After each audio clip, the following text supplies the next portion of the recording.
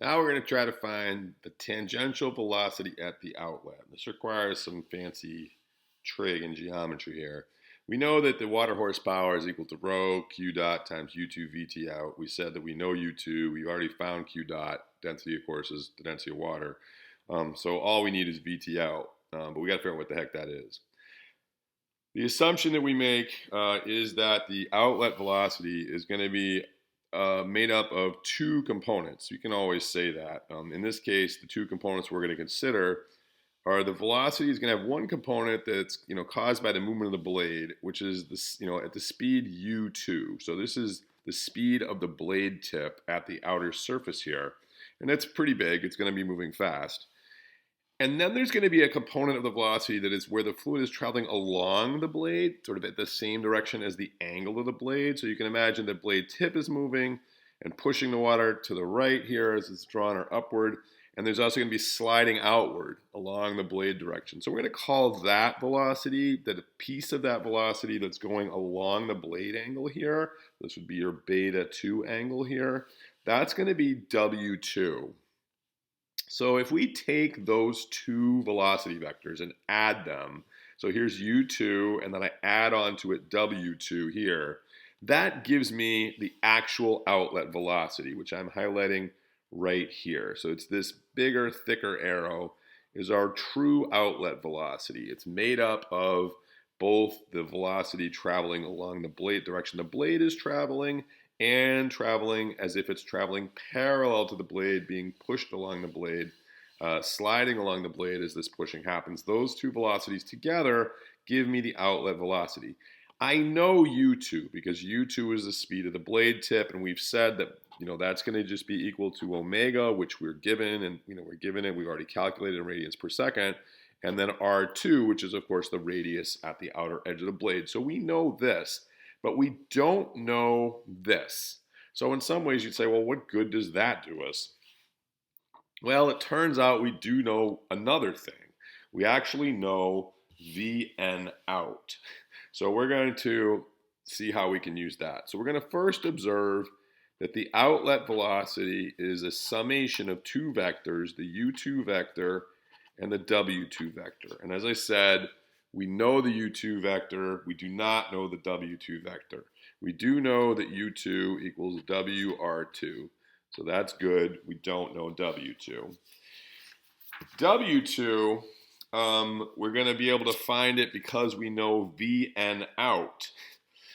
So we're going to use vn out here, which is this vector. So this is the component of the actual outlet velocity that is normal to the surface. We know that value. We haven't calculated it yet, but we can. So how are we going to calculate that value? We can find Vn out. That is the normal velocity to the outlet surface, because we know that q dot in has to equal q dot out. And we know that is true because m dot in is equal to m dot out. So in steady state operation, as we've said so many times for so many things, we can't have mass in not equal mass out.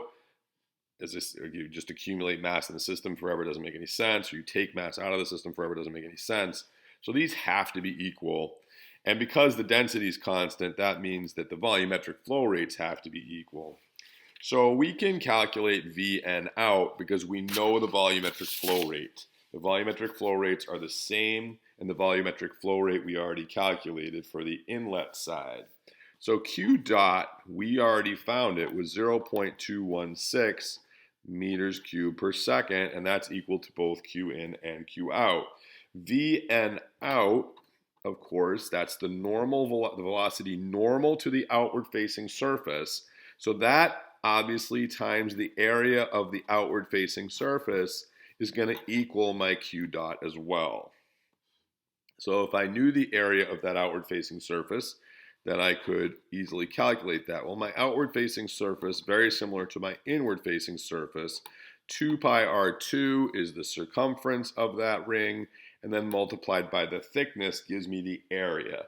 So if I want Vn out, I can simply take Q dot the one and only volumetric flow rate in the problem, divide it by 2 pi r2t, and that's going to give me my normal outlet velocity.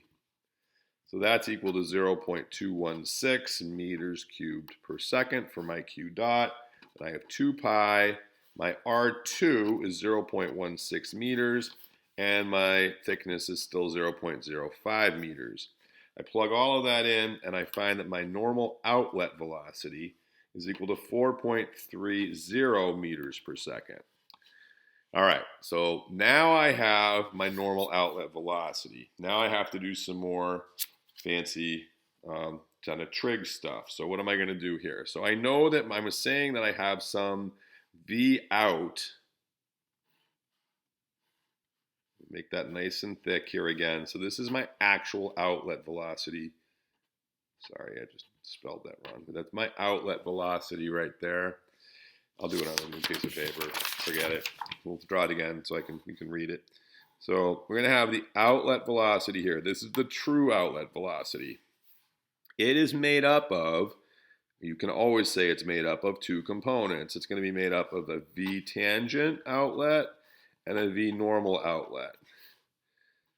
We just found the V normal outlet. We know what that value is. The tangent outlet is going to be the same direction as U2. So I'm going to do this. This is U2. The tangent velocity goes in the same direction as U2 because U2 is the blade tip. The blade tip also travels tangent to the outward surface, never crossing it, of course. This angle here, from here to there, is beta 2. Because we know that this U2 plus this W2 gave us the outlet velocity, and W2 is at an angle beta 2 from U2 because that's the blade angle. So we know that this is beta 2 because that's how we got V out. We know what Vn out is, so that's going to allow us to calculate this side length, and I'm going to call that A. How do I know I can find that? Because I'm good at trig. So you're good at trig too, I hope by now, but I am good at trig, and I recognize that Vn out over A is equal to the tangent of beta 2.